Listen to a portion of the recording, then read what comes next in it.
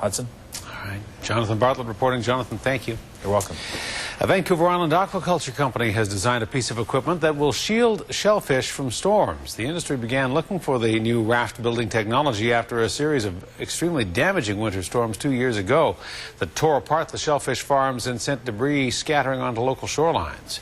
As A News reporter Gord Kurbis shows us tonight, shellfish growers hope the new rafts will help them stay afloat, even in rough seas. The winter storms of 2006 are still fresh in the minds of oyster farmers. The storms hammered Bain Sound, tearing shellfish farms to pieces. It's an event that triggered some to want to prevent it from happening again. That was certainly a motivating factor to create a new design that can withstand the heavy breezes and will have a longer lifespan. Odyssey Shellfish President Keith Reed shows us what his company is doing, upgrading rafts, the platforms oyster growers base their operations on. These rafts are built to a much heavier standard. They have 2x10 construction instead of 2x6. They're all fastened together with a steel galvanized bolts and hardware. But the main difference is under the water line. Older rafts have been constructed using styrofoam wrapped in black tarps. The design allowed pieces of the material to break off easily. The new model fixes that. The new and improved raft has a roto-molded foam.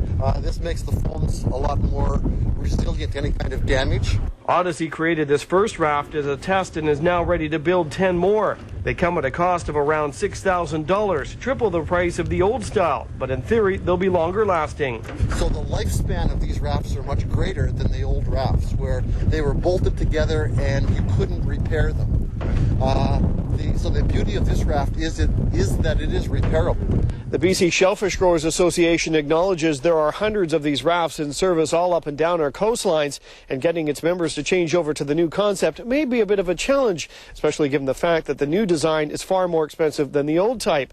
But the association promises it will do its best to promote the new concept to its membership. Well, I think many growers in the province will be glad to have this design available to them. It's a significant new investment that they need to make, and I believe some have already adopted it. The Shellfish Association is paid to have a designer recreate drawings of the raft for free distribution to its members so they can build their own. In Bain Sound, Gord Kurbis, A News.